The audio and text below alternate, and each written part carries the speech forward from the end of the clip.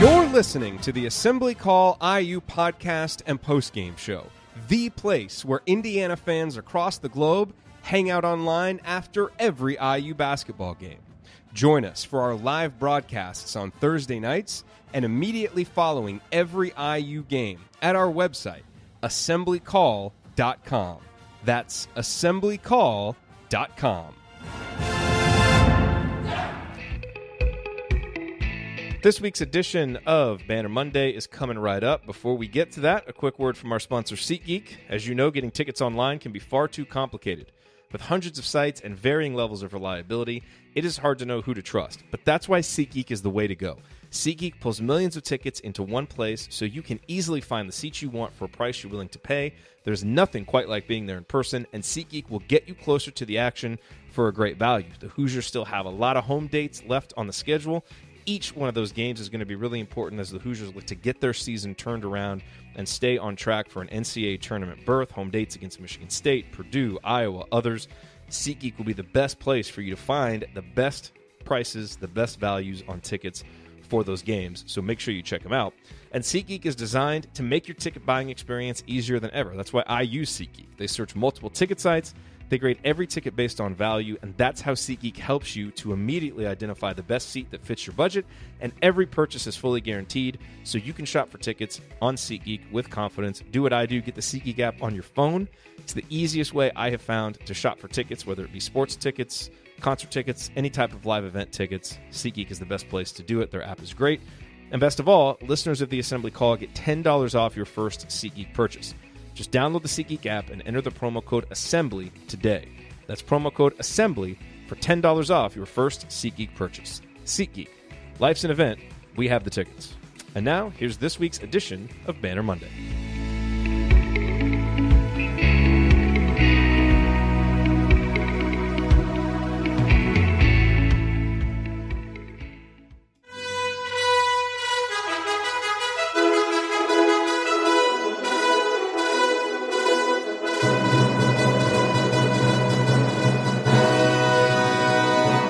And welcome, Hoosier fans, to this week's edition of Banner Monday, where we kick off each week by doing what IU fans love more than anything else, talking hoops.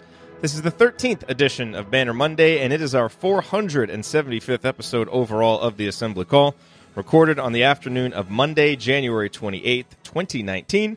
I am your host, Jerod Morris, and let's begin this edition of the Assembly Call how we begin every edition of the Assembly Call, and that is with our Hoosier Proud Banner moment. So it has been another week in which banner moments have been difficult to come by, obviously, but I had a helpful realization while watching Archie's press conference after Friday night's debacle against Michigan. One comment in particular that he made really stuck out to me. Here's the comment, quote, "I take great pride in looking back on how I would feel as a player right now, and what would I want from my coaches right now. And the bottom line is that I would just want somebody that would just work it. Just work me, man. Just get me better. Find a way to do that. That's what I would want. I would want to be with my staff. I would want to be on the floor right now working. That feeling doesn't go away until you work it out. That's what we've got to give to them," unquote. And the reason this comment struck me is because it paints a pretty clear picture of the kind of player that is going to succeed under Archie Miller.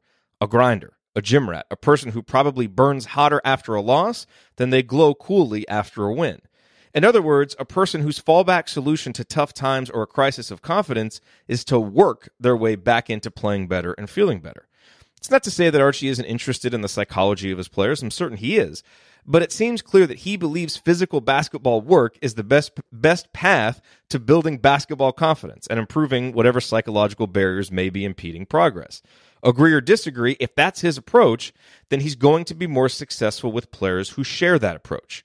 Now, I don't know enough about the current players on our team and their individual habits and personalities to tell you one way or the other who fits this description and who doesn't, so I won't even guess.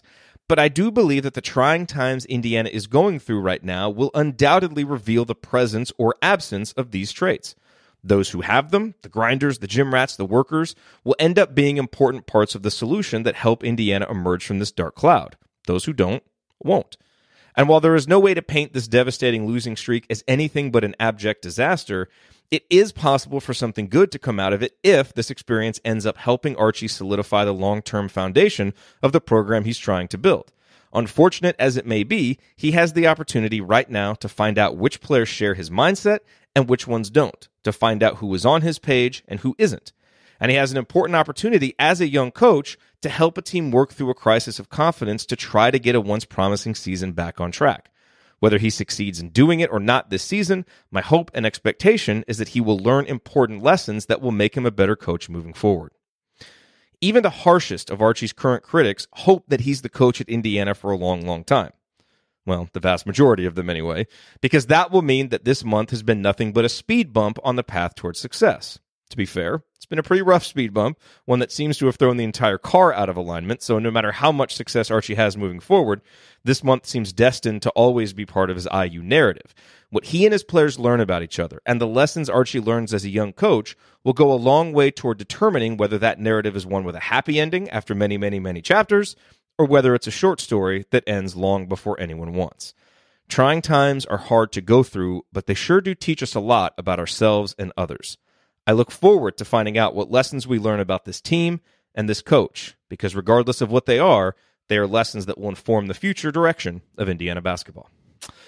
Alrighty, well, it is just me on the mailbag today here on Banner Monday. Ryan has radio duty, and so over in San Diego, so our schedules did not align to record early, but I will be here to answer questions for about the next 20 minutes or so, and then as we always do, Mike DeCourcy will be here to talk IU and to take a look around the Big Ten, and then Josh Wilson is going to be here to help me preview IU Rutgers. And let me preview our preview of IU Rutgers, because I've been digging into Rutgers. This is going to be a tricky matchup. This is probably the best, most confident Rutgers team that we've seen since they joined the Big Ten. It's going to be a tricky, tricky road test for Indiana. It would have been tricky if Indiana was playing well, given how the Hoosiers are playing.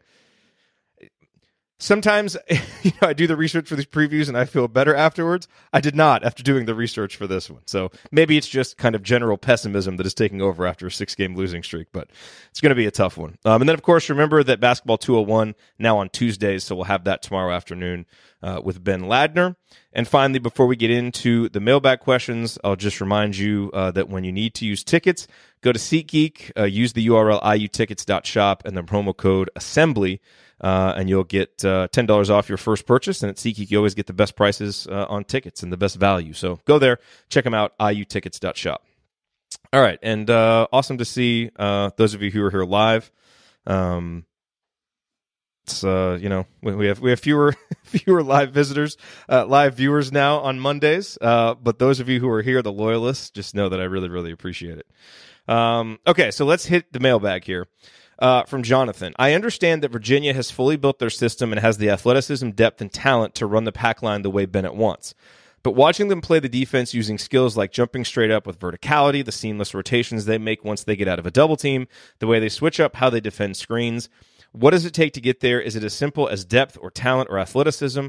How are we not seeing glimpses of these skills, even if it's not consistent?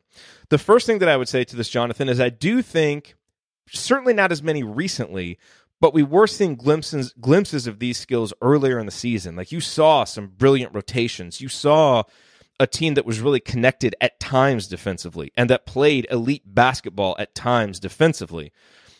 Those are certainly, fewer and further between now, and most of them are in the rear view as this team has just completely lost confidence both on the offensive end and on the defensive end, and they just don't have the same connectedness, and there are all kinds of reasons for that, which we've talked about. But, what I would say about, Virginia, I think the first thing two things that are really important to understand. What does it take to get there? Well, number one, it's going to take more time. A defense like the pack line is going to take time for a coach to install, to build a foundation with players who are in the system for a while. So let me give you a few numbers that illustrate this. Tony Bennett took over at Virginia in 2010. All right, that season, Virginia's adjusted defensive efficiency was 97.2. All right, that was 71st in the country. They went 15-16 that year. Tony Bennett's second season, 2011, their adjusted defensive efficiency was 98. So it actually got a little bit worse. And it was 71st in the country. So in terms of the ranking, it was the same. They were 16-15 that year.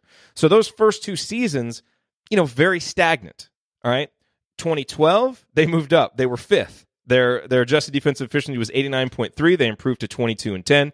The next season, they dropped back to 25th with an adjusted defense efficiency of 92. And then from 2014 through today, they have never been worse than 7th in the country in adjusted defensive efficiency. But you see, those first 2 years were difficult, and there was even a bit of a step back in the 4th year. So it does take some time. Look at what Indiana's already done with Archie Miller. He comes in 2018, the adjusted defensive efficiency is 99. That was 65th in the country. And offense, it's easier to score now than it was in 2010. So even though it's a worse, raw number, the ranking is better. And this year, while Indiana's defense has been inconsistent, the adjusted defensive efficiency is 94.4, which is 41st in the country. I mean, that right there is already better than where Virginia was at the same time. Now, I am not saying that Indiana under Archie Miller will become Virginia, because whenever this comparison comes out, to a certain extent, it's like comparing a basketball player to LeBron. If you're trying to compare a college defense to Virginia, I mean, they're the best. They are the most consistent. So, look, if Archie can build a defense like what Tony Bennett has, that would be phenomenal. And that's a great bar to shoot for. But just understand when you make that comparison that you're talking about, the son of the guy who, who created this defense and who teaches it and coaches it better than anybody else. So just understand that.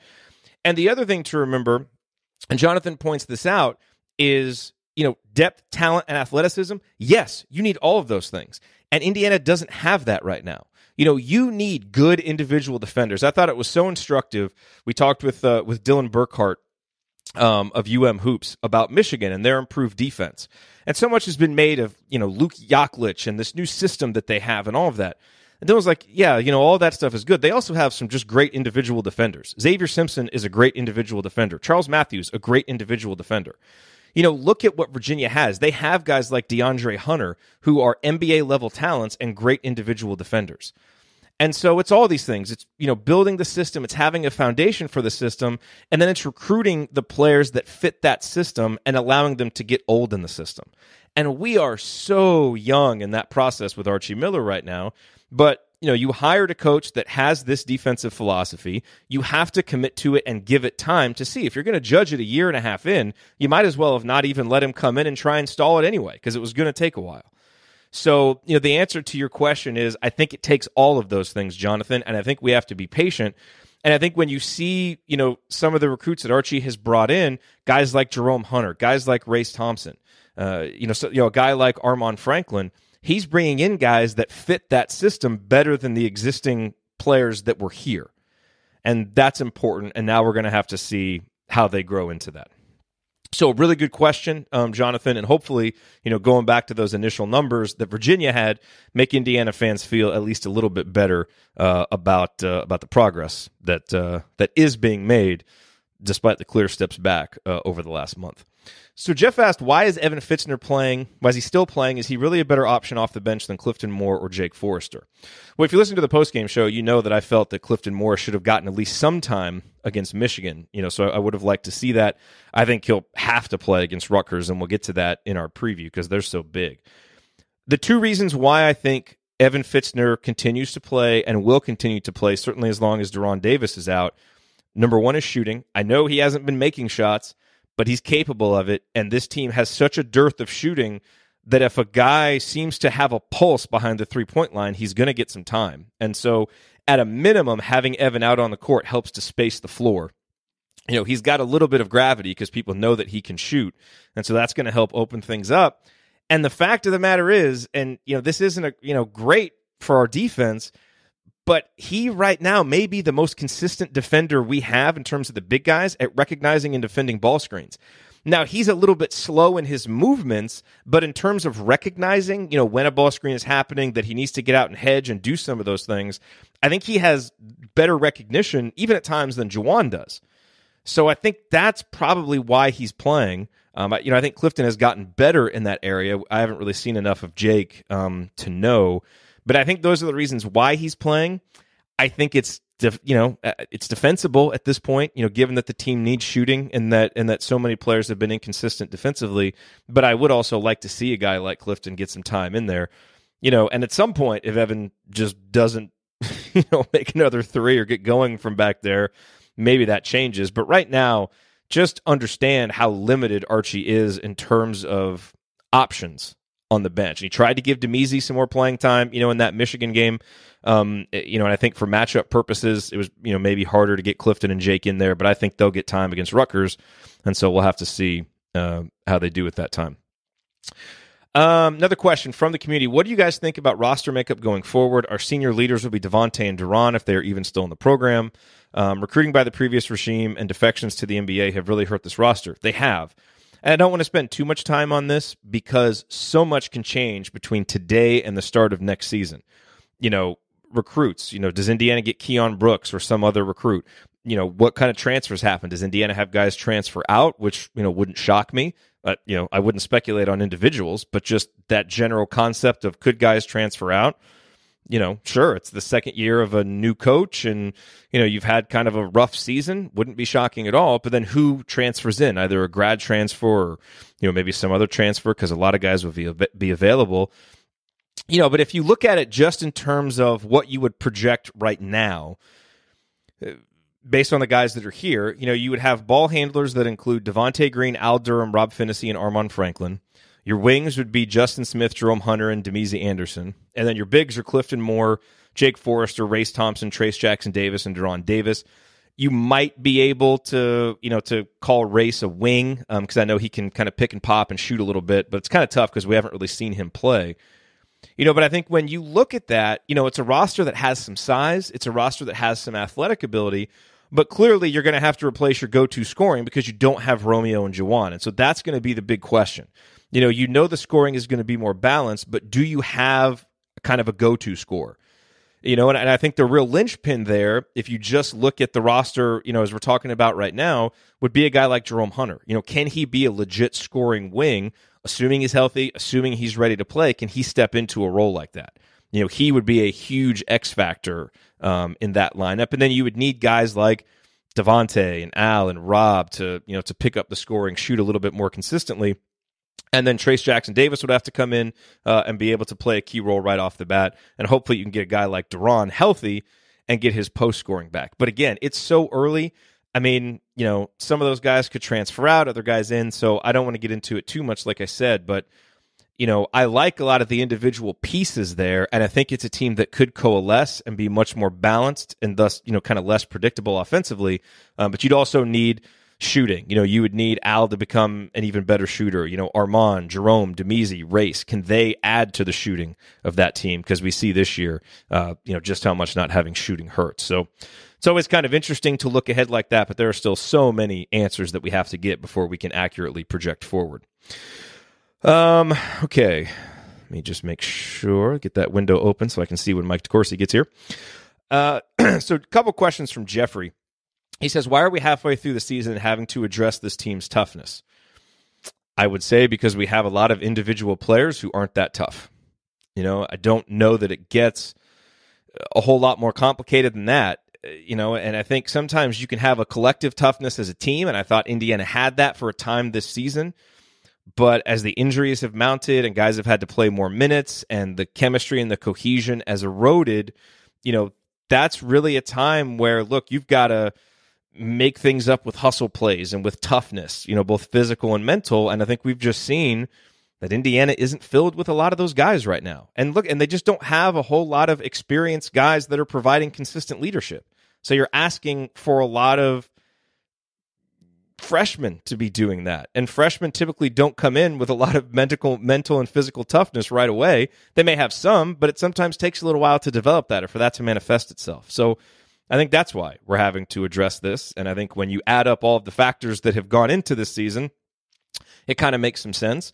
It's certainly something that Archie seems peeved with and not okay with. And you would have to think that as he recruits and builds the program further, he's not going to want that to be an issue. But it's been an issue in this program for a while now, and it clearly hasn't been fixed. And so there's, accountability that can go in a lot of different ways there. But I think ultimately it boils down to, if you want to have a tough team, you've got to have tough individual players. And that starts with recruiting the right guys that fit your personality and your system as a coach.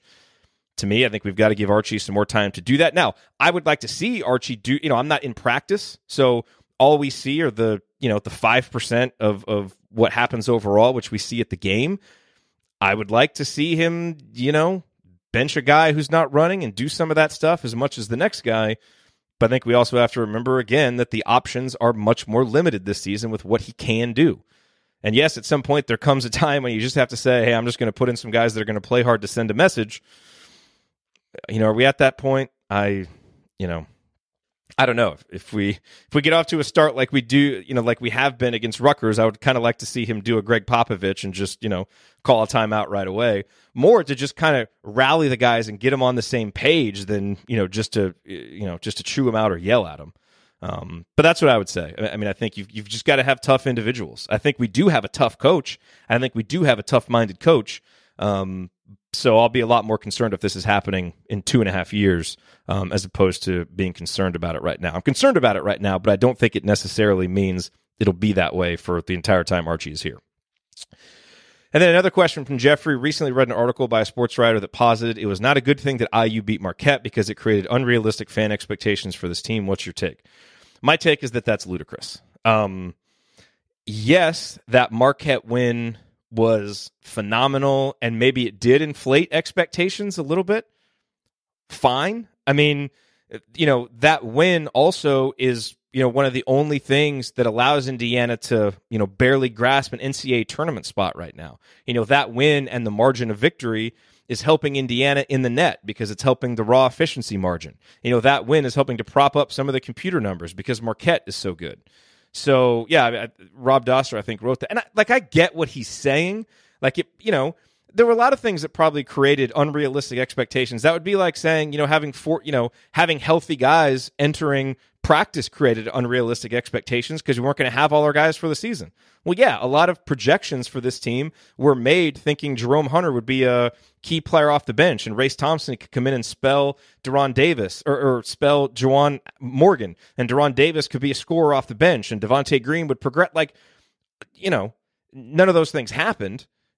So I don't really buy that because I think at different points in time there have been different expectations, and maybe you can say they were a little unrealistic, but they felt reasonable at the time. But let's also take into account that things have happened beyond just the team's play being bad. Like, there have been reasons for that have been out of the players' or coaches' control. I don't think the players and coaches have done enough with the things they can control your controllables, as Coach Tonsoni likes to say, but there are also things that have been out of their control, and I think those have caused much more of an issue than IU beating Marquette and fans getting excited about, their talented team in the new season. So that's what I would say. And I certainly would not give that win back, because if we do get this thing turned around and start winning some games, that's going to be one of the wins that can get us into the NCAA tournament. So the other thing that I wanted to share with you is just something from Coach that he sent me via email, and I asked him if I could share it, and he said yes. And Coach will, occasionally just send me these emails with his thoughts, and I always appreciate getting them. And this came on the heels of being at the Michigan State-Purdue game. And so let me just read out some of what Coach said. He said, the preseason outlook for IU included a full roster. Thompson and Hunter would have helped this team tremendously. The injuries have prevented growth of the team as a whole. After covering Michigan State versus Purdue, I realized that our current roster, in terms of players who are healthy and available to play, are not on their level from a depth and talent standpoint, meaning not on Michigan State and Purdue's level. Purdue's bench goes 9-10 deep in the first half to build the lead. Michigan State, facing injuries itself, had to play 3 post players, but all those guys have been in the program. They're experienced players. Izzo said after the game, quote, "My freshmen needed diapers today," unquote. Young talent gets exposed in tough environments. We have 3 players who can be consistently counted on when healthy, and 2 of them are freshmen. McRoberts and Smith are not playing at the level needed or that they've shown. They haven't been able to reach that high level consistently. Devontae did not make the progress everyone was looking for. Deron has obviously been injured. Fitzner struggling with a shot. Durham, a nice piece who's improving but hasn't yet emerged as a huge difference maker. Trying to win consistently on the road in the Big Ten takes players and depth. Izzo again stated that his team is fatigued after 4 road games in 5. Purdue plays 9 guys. They all contribute. The analysis of Archie should not be how bad he has been during the 6-game losing streak, but how good he is to have squeezed out some good wins while dealing with a struggling roster. And I think a lot of that makes sense. So, wise words as always from Coach. The other thing he said is, another item, both teams last night shot less than 40% from 2, but shot better from 3-point range. The lane is tough to score in versus Big Ten teams. Hence, when Romeo and Morgan need to score at the rim, it becomes difficult. This team is basically Minnesota from last year, expected to be top 4, but simply destroyed by injuries. And Minnesota last year had a guy like Nate Mason, but he couldn't do it all himself. And so, a lot of things are contributing to this, and I understand the frustration and all of that. But I just think if you're not willing to view this season with nuance, and if you're not willing to challenge yourself to really see the difference between explanations and excuses, then I think you're just taking a lazy view and you're looking for a simplistic answer that if you want that to lead to, some kind of reasonable solution moving forward, it won't. So you got to take all those things into account when you view this. And obviously, hopefully things improve and hopefully things get better. But there are a lot of legit reasons why things have gone as they have. What I want to see, and what I think we all want to see, is for the team to do better at controlling the things they can control. The consistency of their effort, their focus, some of those things, and trying to figure out a way collectively to get more of that toughness that Jeffrey was alluding to, and to figure out a way to improve their confidence. Because this is not a good shooting team, but it's not just close your eyes and start praying shooting team. Like, they've got some shooters. They're better than what they've been. Now we just want to start seeing it. Even if they're going to lose to some good teams, which they will, at least go out there and play to where it looks like, right, you know what, they played really hard. They played well. They did some of the things they wanted to do. But because of these limitations, this other team was better and they won. That, I think, has been the most frustrating part about these losses, is it's like, man, yeah, some of these teams are probably better than us, but we didn't even give it a chance. Like, we didn't even compete. And that, I think, is the biggest thing over the second half of the season that we all want to see. So hopefully that is what we see. All right, let's move on here. Coming up on the Assembly Call, it is time for our Big Ten Roundup with Mike DeCourcy from BTN and the Sporting News. We will get his thoughts on the many issues plaguing Indiana, which ones are fixable, which ones aren't. And then we'll talk about the surging Boilermakers. Stick with us here on the Assembly Call.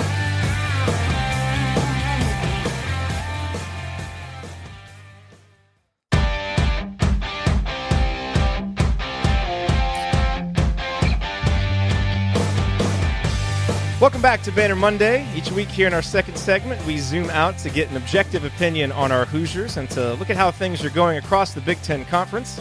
There's no one better to do that than Mike DeCourcy, who covers Big Ten hoops for BTN in addition to his columns for the Sporting News. Mike, welcome back to Banner Monday.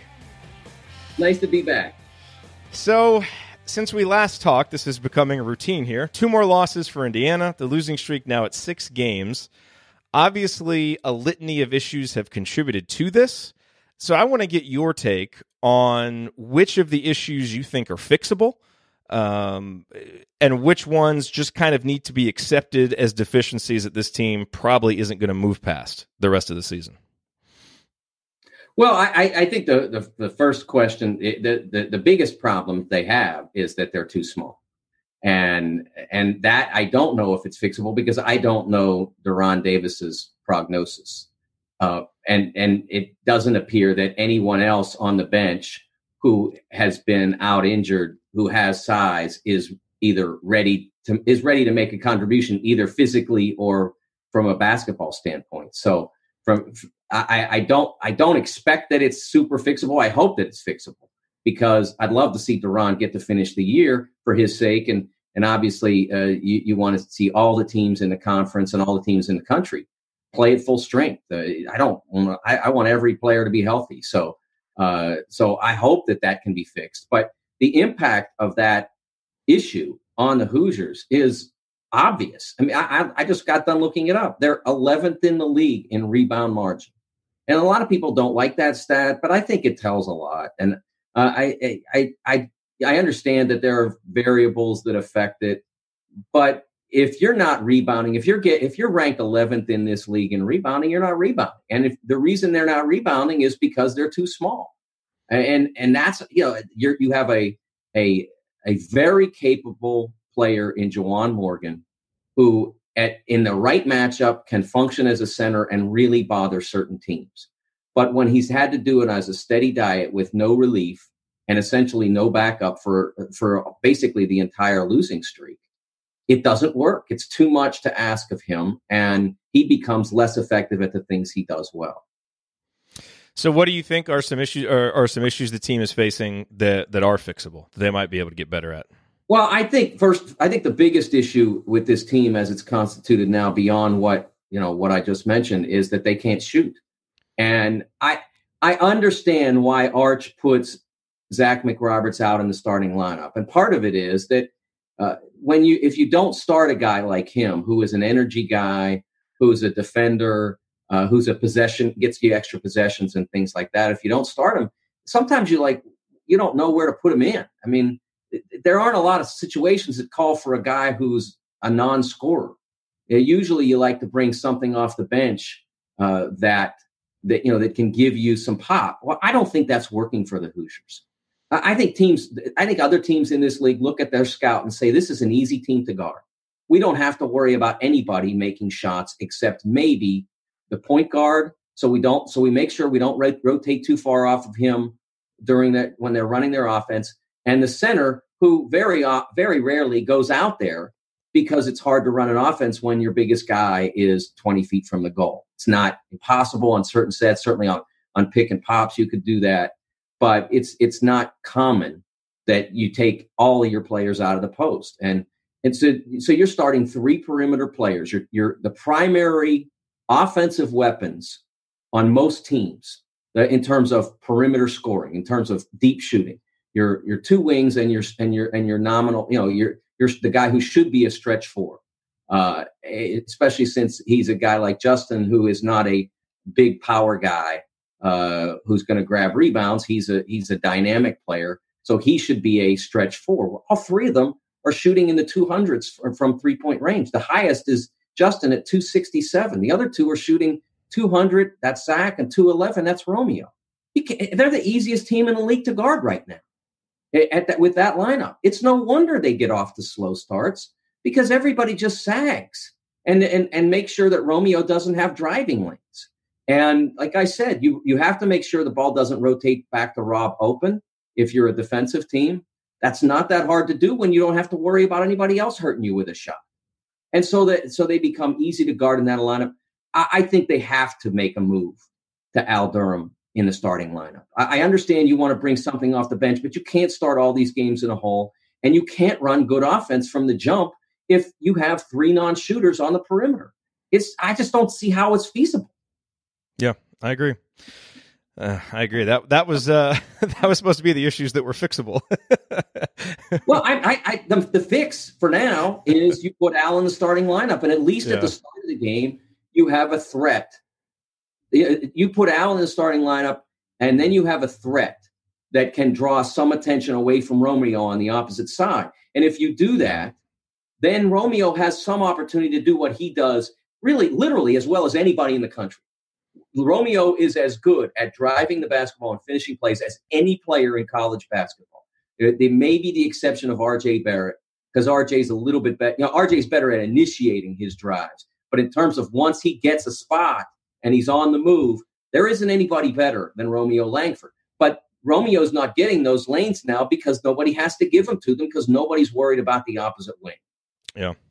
So you did an episode of Big Ten Basketball and Beyond last night, Sunday night, and your parting shot felt like it was spoken directly to IU fans. That's how I took it when I watched it.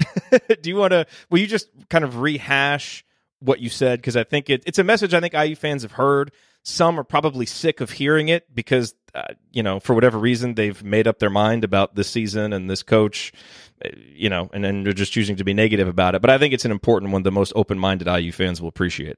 It was, and what was funny about it was at the time I came up with it, it was inspired by a Facebook post from my friend Kent Sterling, in which he declared that people need to be patient, essentially.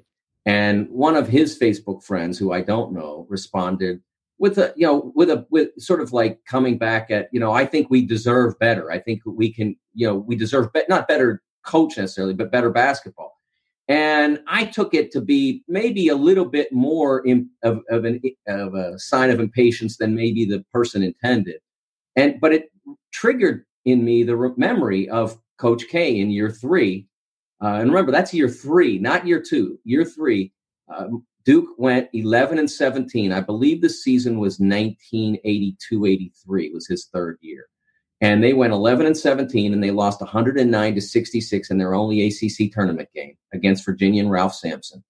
And he thought, a lot of people thought he was going to get fired, and he wasn't certain. And this is all recounted in John Feinstein's excellent book I highly recommend called The Legends Club. It's about Valvano, Smith, and Krzyzewski in that period.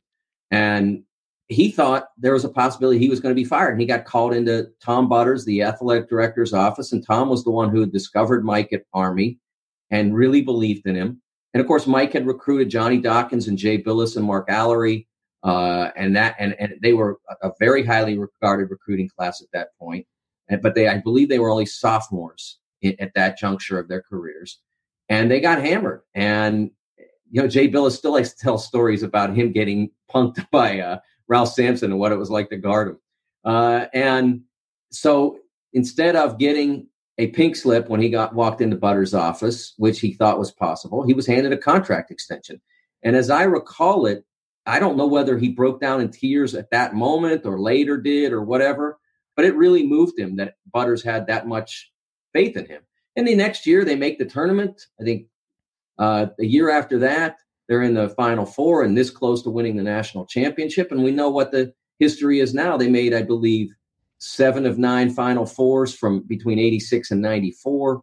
And he's won 1,000 games, 5 championships and all that. And I'm not promising any of that or all of that, certainly, to Indiana fans. But I'm saying that you don't get to where you want to go in a year and a half. It doesn't happen.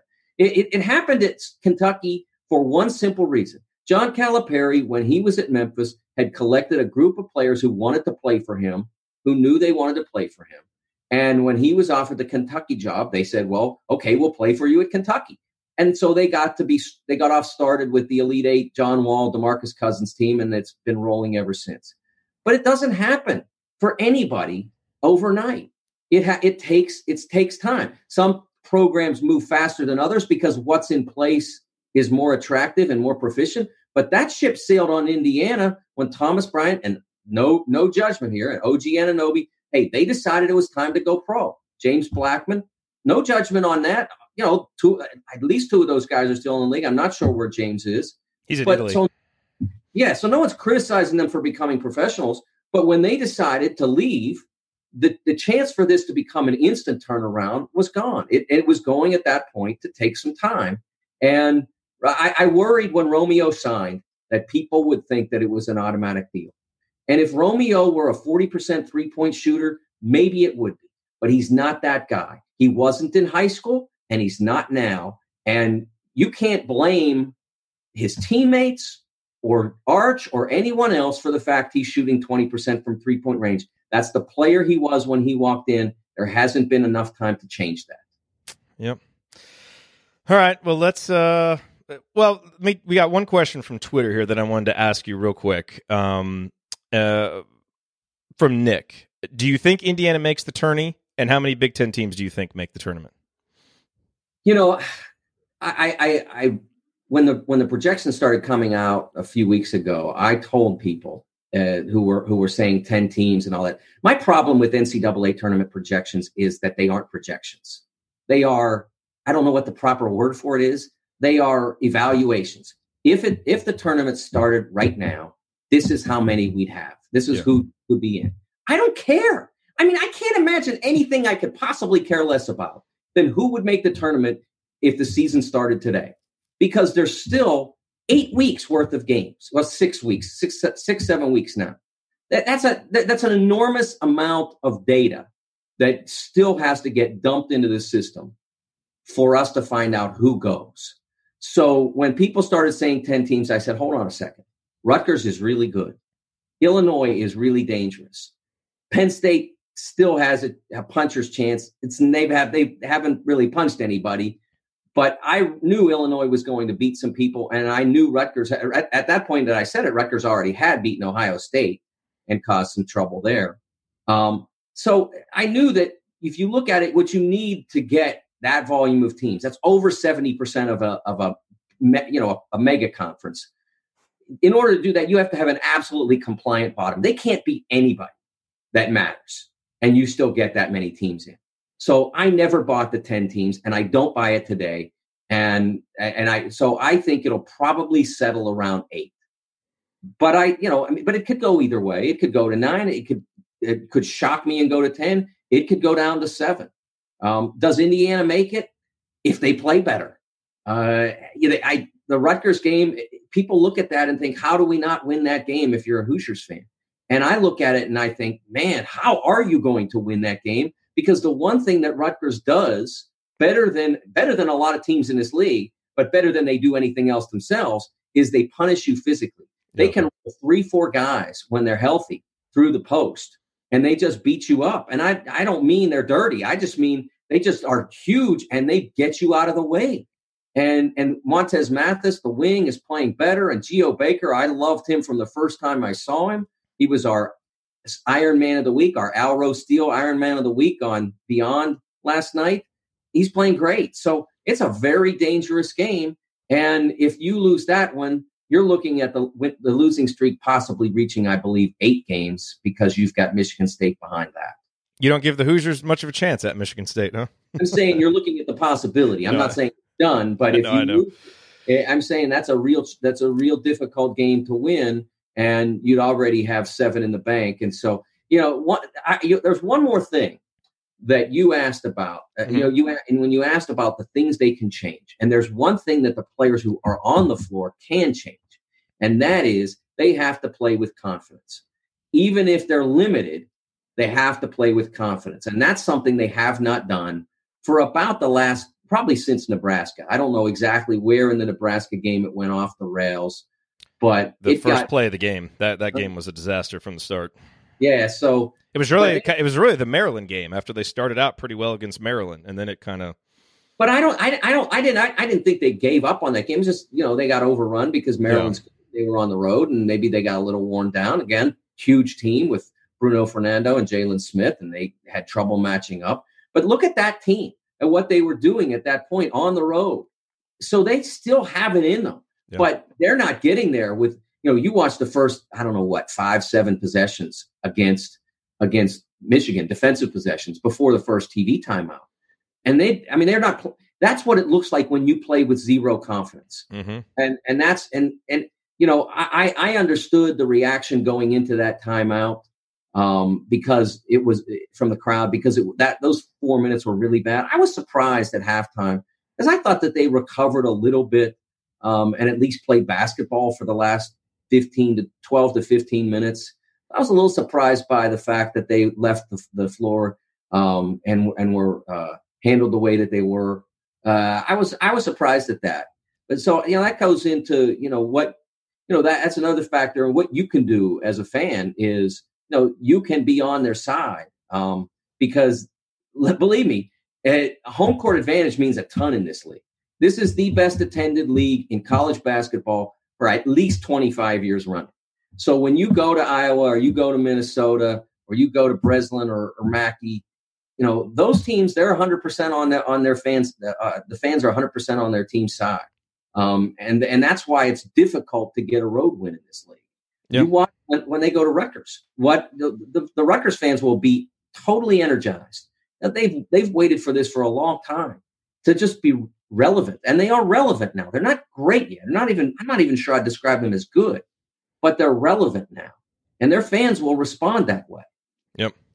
We're going to preview that game here coming up in a few minutes. All right, let's talk a little bit of Big Ten here. We'll start with the power rankings. I have to assume the top 3, Michigan, Michigan State in some order, probably Purdue 3rd, and then it's kind of who you got between Wisconsin and Maryland after that, I would think. Well, I'm not sure yet what to think. I mean, this is, again, goes back to what am I ranking the Big Ten on the Big Ten season, or am I ranking the Big Ten on the season? Because I don't know if I'd still go to Purdue at 3 if we're going all the way back to November 7th. Those 6 losses still count. Yeah, and they weren't bad losses, but the losses still count.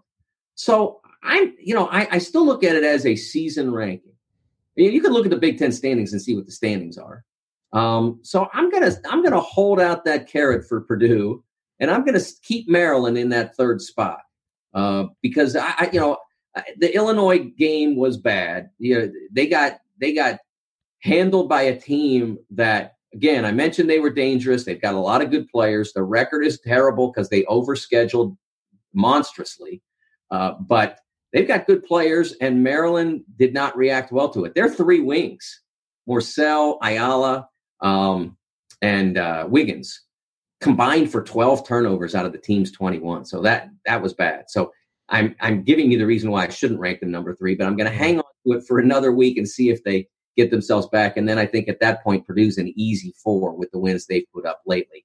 They've played great basketball. And if we were ranking again on current form, they'd be pushing Michigan for number 2 because they've played beautiful basketball.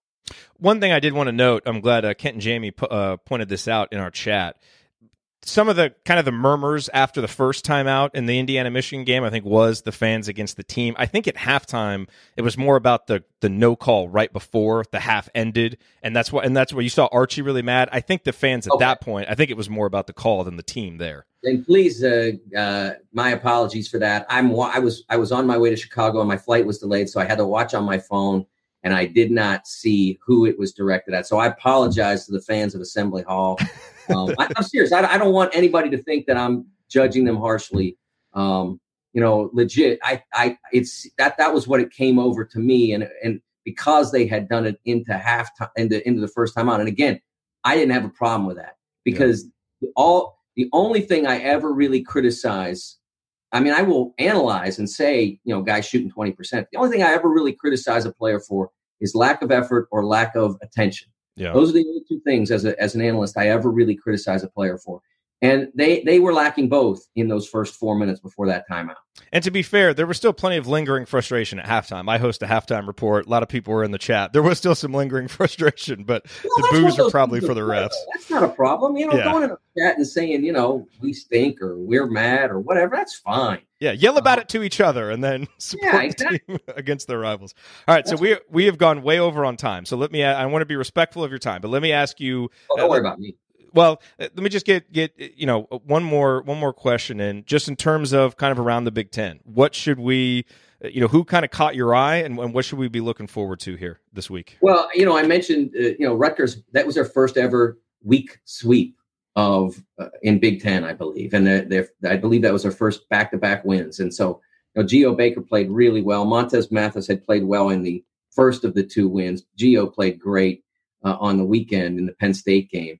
So that certainly caught my eye. I thought that that at Purdue, Klein, he was fantastic. He was. I still can't figure out how he does it. I mean, he has a shot that looks like, and it's not an ugly shot, but where he brings it from, how do you repeat that action and make it so accurate? It's just amazing. It's Reggie Miller's was weird looking, but it was a high release, so it didn't go far. But Zach's goes so far past his, Klein's goes so far past his ear and everything. It's just amazing that he is able to do that. And it's a knuckleball when it comes off. It's crazy. It is, and he was terrific in the Michigan State game, and he was really good defensively as well. So that's a player that caught my eye, and Nogel Eastern as well. Interesting to me, and this goes back to why Michigan State is great and Cassius Winston is great, because Nogel Eastern just wore him out in the first half. He threw everything he could at him.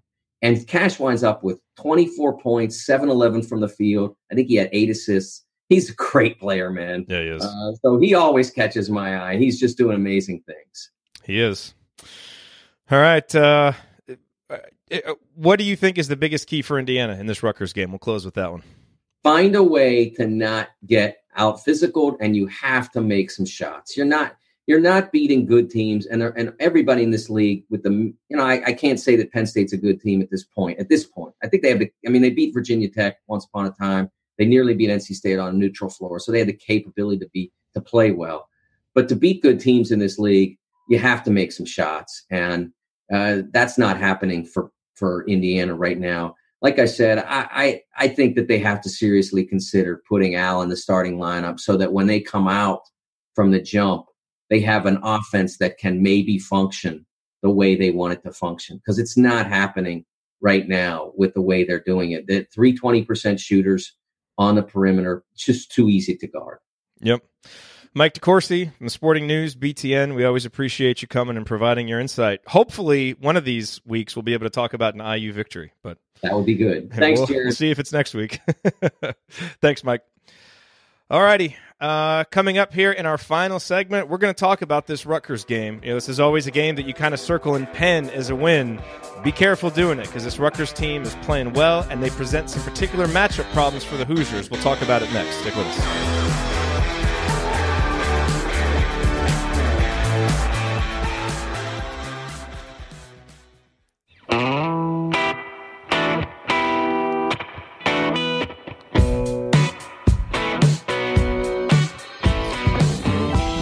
Welcome back to Banner Monday. Each week here in our final segment, we dedicate it to preview Indiana's upcoming opponent for that week. This week, it is Rutgers on Wednesday night. Here, as usual, to preview that game, Josh Wilson from the Inside Out Pod. Josh, you and I have done this now 2 weeks in a row. We previewed the Nebraska game, got Indiana fans feeling really good about it, and how, Indiana was going to be able to come home and get a win. The Hoosiers totally fell flat. Then last week we did it for the Northwestern game, and we kind of, built it up and talked about some reasons why Indiana can go out there and get a win. The Hoosiers even started off that game well. Obviously, we know what happened. So today, let's try a little bit of a different tact here. And actually, there's not really any strategy here, but I can already tell just from my looking at it and some comments that you made in the chat, neither one of us is feeling particularly optimistic about this Rutgers game. So maybe we'll do a reverse jinx and Indiana will outperform what we give them credit for in the preview. Let's hope, because I don't think this is going to be a real optimistic preview. Yeah, not feeling well. I've thought about it for a few days, and I don't, with the way they've played, it's going to be tough until they prove us otherwise. Yeah, and so there's two things that I think are important to separate out here. One is Indiana. And, when you've lost 6 in a row, your offense is struggling, you have no confidence. I mean, that is not a way to go into any Big Ten road game. So, pretty much any team, even if Indiana was going to play Penn State again, I think all Indiana fans would be feeling a little pensive about it, because it's like, man, I don't even, the way we're playing, can we beat anybody? The answer is no. Like, Indiana's going to have to play better. But the thing with this game, when I started looking at Rutgers, I'd heard they'd won a couple games and all this, but I started looking into them, and they really are going to present some specific challenges for Indiana. And some of the ones that really jumped out to me are, they're really tall. They're 6th in the country in average height. They've got, a guy who's 7 foot, 6'10", 6'10", 6'9", 6'7". All of those guys play 35% or more of minutes, so they're constantly rotating in big guys. They're deep. They're 20th in the country in bench minutes. Now, they're not deep with great players, but they're just deep. Like, they've got a lot of guys who can come in and play and be fresh. That's not good, considering Indiana's not very deep and doesn't play a lot of guys. They are inexperienced, but they're starting to kind of build some confidence. And, I thought, I was reading up on their win over Penn State, an article that Jerry Carino of the Asbury Park Press wrote, and he said after their most recent game, unlike the raucous celebration after Ohio State or Seton Hall last year that presaged subsequent multi-game flops, Rutgers handled Monday's win in business-like button-down fashion. It's a surefire sign of maturity and reason to believe Rutgers will show up ready to play against Indiana. Geo Baker, their guard, echoed that comment. He said, after the Northwestern loss, we came together as a team. We had a players-only deep discussion, calling each other out. It's really paying off. Guys are showing how bad we really want it.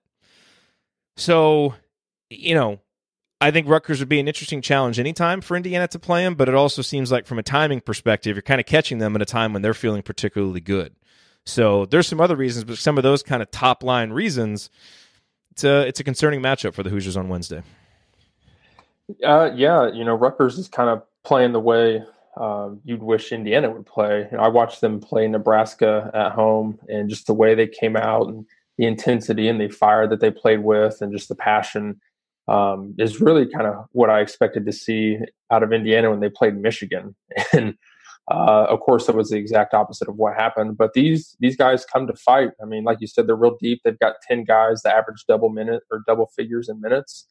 They only have two guys that score double figures, but there's a lot of contributions across the board. So their depth and size is probably going to wear Indiana out. Indiana's going to have to make it a track meet to even have a shot in this game, and I don't know that they can do that. Yeah, I mean, that's, the one area where Rutgers is really bad, and it's the counter of their offensive rebounding, because they're a really good offensive rebounding team. They are awful in transition defense. And when I say awful, I mean they are in the first percentile. They're the worst in the country in transition defense. They give up 1.196 points per possession in transition. They're pretty good as a half-court defensive team, but they are terrible in transition. As we've talked about many times on this show, transition offense has been something that Indiana wanted to be good at, but they haven't been good at. It is really hard to see a path to victory for Indiana in this one that does not involve, number one, you got to clean up the defensive glass. Obviously, you got to get those rebounds, and then you have got to push the ball, because Indiana's half-court offense has been bogged down, and that is the way that you attack Rutgers. So, that's just something that's going to absolutely have to change for Indiana to have a chance in this one. Yeah, and I've scratched my head because in a pure statistical, if you look at it from that point of view, Indiana shoots the three ball better than Rutgers. They shoot free throws better than Rutgers. They have a better field goal percentage than Rutgers, but you wouldn't be. I mean, you couldn't tell it in the way they play. Yeah. So yeah, it's going to be. They have to get out and get easy shots. They have to get Romeo going early. I'm going to be intrigued, like DeCourcy said, if Al is in the starting lineup over McRoberts. I think you have to make a change to get a spark. But I mean, you're going to have to get out on these guys early because they're going to be ready to play. And there's a little momentum in Piscataway right now, or East Rutherford, or whatever half of the campus. For the first time ever since Rutgers has been in the Big Ten, really, there is a little bit of momentum there. Yeah, and it's scary. And Rutgers is always kind of like the Penn State. You never feel good about a road game there, just because that's always like a lullaby game, as you call it. There's not much emotion from Indiana for whatever reason. So we'll see how they come out and play. Yeah, the other thing you look at, I think, for Indiana to win, they're going to have to a certain extent, kind of follow the formula that Northwestern followed, and Northwestern is the most recent team to beat them 3 games ago. It's going to be really hard to make a high percentage of your twos against that much size, especially given the fact that the guys Indiana, for the most part, that shoot twos for Indiana, 6'7" Juwan Morgan, 6'4", 6'5", Romeo Langford, you're going to be going up against guys that are 4, 5, 6 inches taller. So Northwestern was 12 for 21 on twos, but they were 9 of 22 from deep. They're 14 of 17 from the line. Both of those have been Achilles' heels, but I think that's part of how you beat this Rutgers team. You get out in transition, you make some threes, and you make your free throws. So Indiana's really going to have to do some of those things that they haven't been doing. Northwestern also held Rutgers to an offensive rebounding percentage of 20%, which is well below their season average. So you got to do that. And then, Geo Baker, you want to make him inefficient. He was 4 of 14 from the field, 1 of 5 from deep. Usually when Rutgers wins, he makes 2 or 3 threes. When they lose, it's 1 or 0 3-pointers. So whoever is guarding him is, and he's a tall guy. I mean, he's 6'4". All their guys are tall, so it's going to be interesting, for Rob Finney, who's a little bit shorter. He's got to make sure that he's able to really beat guys to spots, because he's probably not going to be able to, to block any shots or challenge shots as well as you'd want him to.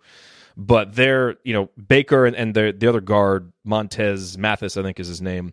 They run a lot of offense through those guys. They're big, like they have big guys, but they don't really post up very well. They're more like go get offensive rebounds, do some of those things. A lot of the scoring comes from the backcourt. So you've got to make those guys inefficient as well. And as we saw in the Michigan game, Indiana did not at all do a good job of defending wings and the backcourt guys. They're going to have to do a much better job of that. I mean, comparing it to how Indiana played recently, they just have to do better in all phases of the game. So trying to pick apart areas where Indiana hasn't been good that they need to improve in everything. Are there any other places that you see, like if Indiana comes out and plays just reasonably well with, like all the stuff, like they got to be focused, they got to play hard, all that stuff. Are there any other areas that you see that Indiana has an advantage in this game? Not really.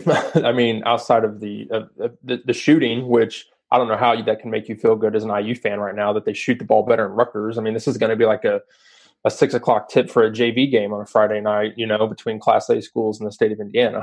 I mean, it's going to be ugly. I mean, unless somebody gets hot. So and that very well may happen. The Hoosiers have actually had some good shooting performances in that gym. You think Yogi Ferrell or Colin Hartman, the 2016 season. So, I mean, it's very, very plausible. And I've never been to the rack, as they call it, but just from the makeup, from seeing it on TV, it looks like it'd be a good shooter's gym. But, I mean, they're going to have to shoot the ball well. And they're going to have to be able to score with pace and, quickly, because if this defense gets set, they have no advantages on in a size point of view, and there's no way that they can attack the paint relentlessly against this team, because they're going to get their shots blocked, and it's going to be very tough for them to score in a set piece. And the nice thing is, I mean, look, we're really talking to Rutgers here, and it sounds like they're Michigan State. They're not. They're really bad offensively, and so the one thing is they're not going to be able to run away and hide from Indiana. And I think Indiana has a chance to be able to build some defensive confidence in this game. Indiana should be able to string together periods of stops against this Rutgers team, as they've done even against good offenses. They're just going to have to score when they do it. The other thing that we don't know that could change things, I read you that quote from Geo Baker about how they had that players-only meeting, and it kind of got them turned around. And you said they've been playing with fire, and you read about them the last couple games, and it's like they've got this newfound fire and toughness and energy. I saw Evan Fitzner posted something on Instagram earlier this week. It was a picture of all the players, like with their hands up in a huddle, and something like we're all we've got, or something like that. And like Juwan Morgan liked it or commented on it, and Drawn Davis liked it. Like, who knows? Like, maybe if something in these last few days have gotten the team to rally together, and they just come out with a spirited effort. Indiana is not deeper or bigger, but they still overall have more talent, because Juwan Morgan and Romeo Langford are by far better than any individual player that Rutgers has. So if other guys can step up, make some shots, you've got energy, guys like, Fitzner and Clifton Moore, because I bet, the big guys are going to have to play more in this game just because of Rutgers' size. If those guys come in and give you some energy and, you're diving on the floor for loose balls, that's the way that, if Indiana can neutralize that part of what Rutgers has been doing, and you just make it a man-for-man game, even though they're bigger, I still think we have better players. But we've got to get to the point where it's, all that other stuff is at least even. We're not giving up in the hustle and giving up and all that stuff. And that's what we don't know. I keep hoping for that game where we come out and it's like, there it is. Now this team is fighting. This team is playing together. And sometimes it takes a meeting like what Geo Baker said, So good for them for being able to do that. Where's ours? Because we need that spark as a team. Yeah, and I've been on both sides of the fence. From a fan perspective, at this point, talk is cheap. You're not all you have. The way that crowd was in Assembly Hall against Michigan, that place was fired up. That was vintage Assembly Hall. It really was, and they did everything they could just to get that team off its behind. But from a former player perspective, you have one of those meetings. Look, we are all that we have. Now let's go out. Let's play like it. We're not losing. Like Juwan or whoever it is, we are not going to lose this way. I'm not going to let us lose, because he is that type of player, and he can have those type of performances. He did it last year. Somebody's got to go out and grab somebody by the shirt and say, hey, we're not going this way. So it's follow my lead, and we're going. So we'll see. Yeah, a couple of the numbers I wanted to mention real quick. Rutgers is 35th overall in the country in adjusted defensive efficiency, so they're strong defensively. They're 12th overall in conference play, but that number's a little misleading because they had some really bad games against Michigan State, Purdue, I think Minnesota, that kind of drove the overall number up. But they gave up less than 1 point per possession to Northwestern, Nebraska, and Penn State, all the teams whose offenses are a little bit more similar to Indiana's right now in terms of numbers. So that's probably more comparable to what Indiana will do than what Michigan State and Purdue did, who have elite offenses right now. And then from an offensive perspective, they're 214th overall in adjusted offensive efficiency. They're 29th in offensive rebounding percentage. It's the one thing they do well. They're sub 200 in effective field goal percentage, turnover percentage, free throw rate, all the stuff that you mentioned, Josh. And the thing to remember about Baker, he plays a lot of minutes. He's going to use a lot of possessions. He shoots 36% from 3 and 36% from 2. So Indiana's been, we know the pack line at times will give up some open looks, because of overhelping. I think you've got to run him off the 3-point line. Make him a driver, make him drive and try to pull up mid-range, or at least, try to score down low. Even if he's able to drive in and score, he hasn't been great at converting. You'd rather have him shooting a decent percentage, from 2 than just, filling up and getting hot from 3-point range. So I think how Indiana guards him will also be interesting to see. Yeah, I'll be curious to see who matches up with him because he's the only guy that plays over 30 minutes a game. He plays a little over 34 minutes a game. Second closest is the Eugene Omorui, who happens to lead the team in scoring. He plays 27 minutes, and then he comes off the bench, I think, too, doesn't he? I can't remember if he starts or if the that Dorson. He's Dorson's their 7-footer. I can't remember if he starts or the Eugene starts, but they're both big dudes. I mean, they're not like skinny like Clifton Moore. They're pretty well built. So yeah. And then I have here in my notes that kind of a player to watch is Peter Kiss. In the game that I watched them beat Nebraska, he reminded me so much of Will Sheehy. So hopefully he doesn't tick me off in a couple nights. Oh boy. But yeah, he seemed like that type of player. So look, it's a huge spot for Indiana. You don't need us to tell you how important this game is, but I would just caution you about looking at it and saying, oh, this is Rutgers, and thinking this is some kind of automatic victory and Indiana should walk in there and get right. Like, this is going to be a tough win. If Indiana grinds out a 1-point win at Rutgers, it's awesome. Any win right now when you've lost 6 in a row is good, but Rutgers is playing pretty well, and they're a really tough matchup for the guys Indiana has available. So it's going to be impressive if Indiana goes in there and gets a win. And I think it's the kind of thing that could give them confidence, propel them forward, and just something good to happen. Because, no, they're probably not going to win at Michigan State. So you really, really got to get this victory. It's obviously possible, Indiana can go do it. But my gut feeling right now is I'm feeling kind of pessimistic about it. I'll talk myself into it by Wednesday. But with the sobriety of a couple days before that game, just being totally honest, this is a tough one. So it is. I've I said in the chat that Rutgers by 12. I've just felt like I don't feel that bad about it. Well, no, that was before I really studied some of their offensive numbers and just how terrible they were at shooting. I mean, they shot the ball pretty. From what I watched against Nebraska, they seemed to shoot the ball pretty well. But when you're playing at home, you got the crowd behind you, that the adrenaline kicks in. So will it be double digits? Geez, I hope not. That would be the low of low for Indiana this year, I would think. But I mean, until Indiana comes out and shows us some just anything, any signs of life, I don't feel comfortable in saying I just don't think they can win right now. And until they prove otherwise, yeah, I want them to prove me wrong. So, but I wouldn't be shocked, if Rutgers comes out hot and then Indiana. Look, there's probably going to be a moment in this game. It's all right, put up or shut up. Is Indiana going to respond to a punch in the mouth, or are they going to fold? And we're going to find that out because it's probably going to happen. So we'll see what this team's talked about over the past couple of days. All right, it's a good note to end on. What do you have going on the Inside Out pod that people should go listen to? Yeah, the last episode I did was Saturday before I went over to check out Coach Tonsoni and his Western Panthers absolutely wreck Twin Lakes. So that was a great basketball game. Yeah, they played really well, but I really talked maybe about expectations, just kind of how we should look at this season and, really what this roster and this team's about. And I'll probably, depending on how, I might do a little bit of a Rutgers preview and may talk about Coach Tonsoni's Western Panthers. And then obviously the Pacers got a big game tonight. So it's all Indiana basketball right now. And hopefully I can talk myself into feeling a little bit better about the IU game on Wednesday, but we'll see.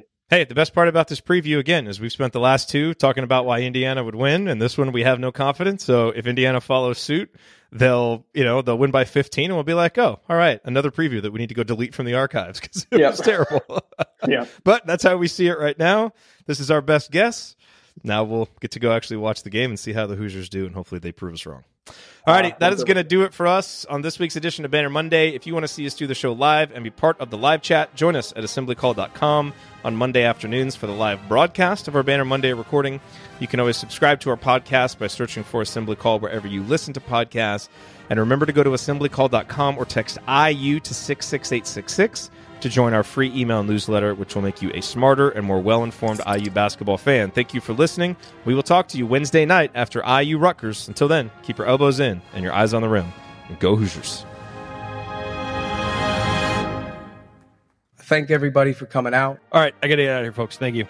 Thank you for being here and for listening to this episode of the Assembly Call. We appreciate it. And we really do rely on the support of audience members like you to keep our show going and to keep growing. And so we have set up a page on our website at assemblycall.com/support that lists 5 ways that you can support the Assembly Call. And we encourage you to choose whichever method is the easiest and most convenient for you.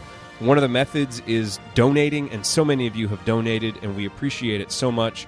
On that page, you can choose a monthly recurring donation or an annual recurring donation or just a one-time donation, whatever works for you. And if you don't want to donate, another way to support the show is you can use our affiliate URLs, iutickets.shop or iustore.shop when you're going to shop for tickets or gear, and we will get paid a small commission when you use those links. But however you support the show, we appreciate it. Thank you.